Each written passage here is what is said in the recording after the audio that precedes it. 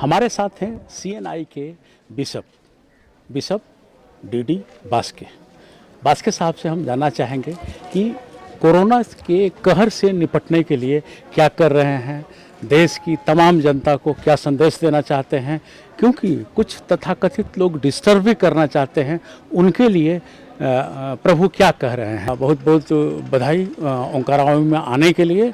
अभी का जो माहौल चल रहा है, कोरोना के कहर से लोग त्रस्त हैं, इसमें राजनीति जो हो रही है वो कितना जायज़ है? मेरे ख्याल से ये जो कोरोना वायरस की जो विपत्ति सारे विश्व में आई है, इसमें राजनीति करने की आवश्यकता नहीं है, क्योंकि ये इससे हम सारे दुनिया प्रभावित हैं और हम देश में रहते हुए अपनी ओर से प्रयास कर रहे हैं कि हम इस विपत्ति से किस प्रकार से छुटकारा पाएं, और हमारी ओर से चर्च की ओर से, अपना डायसिस की ओर से जो भी हम सहयोग दे सकते हैं उनका हम पूरा प्रयास कर रहे हैं।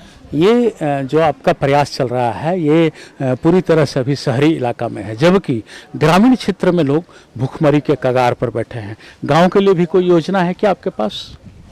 हाँ, गांव में भी हम लोग इसके बाद यहाँ का शायद मंडे तक है यहाँ, इसके बाद हम लोग अपना जो डिस्ट्रिक्ट में बांटे हुए हैं, धर्म जिला है, उन धर्म जिला के पुरोहितों को बुलाकर उनको निर्देश देंगे ताकि वे अपने जगह में जो अत्यंत आवश्यकता में पड़े हुए लोगों का जो समूह है, ऐसे जगह में इस कार्यक्रम को रखें। हम लोग पूरा सहयोग करेंगे।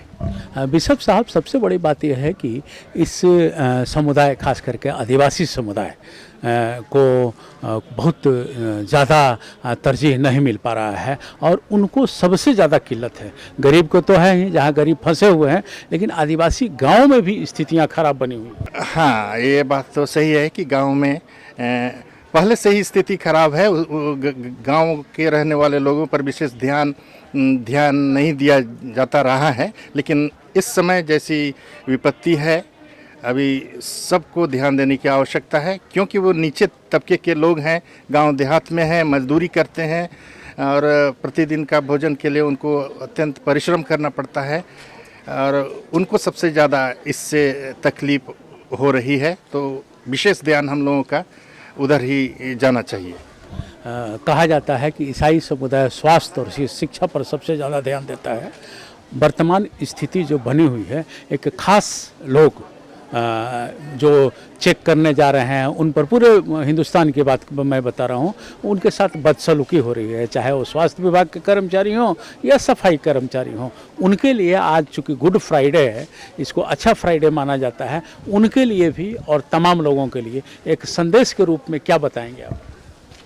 जो इस विपत्ति से जूझ रहे हैं, मानवता की सेवा के लिए अपने आप को अर्पित किए हुए हैं, एक तरह से कहा जाए डॉक्टर्स, नर्सेस और जो वॉलंटियर्स हैं, जो कि बंदी की स्थिति में भी अपना कर्तव्य को पूरा कर रहे हैं, उनके प्रति हम लोगों को सहानुभूति रखने की आवश्यकता है। उनके लिए ईश्वर से प्रार्थना करने की आवश्यकता है कि हम उनके लिए विशेष तौर पर प्रार्थना करें ताकि वे सुरक्षित रहें और अपनी जो सेवकाई है वो अच्छी तरीके से पूरा कर सके।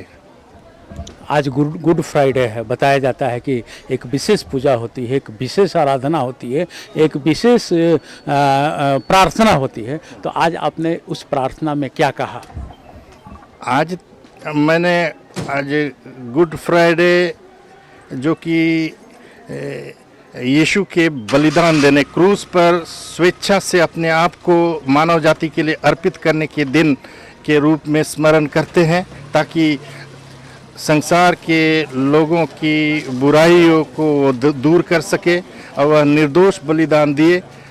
उसका प्रमाण ये है कि क्रूस में टंग कर जो उन्होंने 7 बाणी उन्होंने कही, जो आज भी सारी मानव जाति के लिए बहुत ही उपयोगी है।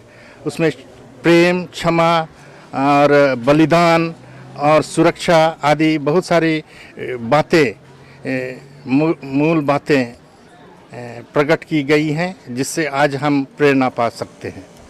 आज गुड फ्राइडे है। बिशप साहब आपको बहुत बहुत धन्यवाद ओंकार आवामी में समय देने के लिए। तो बिशप साहब ने सही ही कहा कि जो बीमारी है वो धर्म जात और संप्रदाय देख करके नहीं आती है।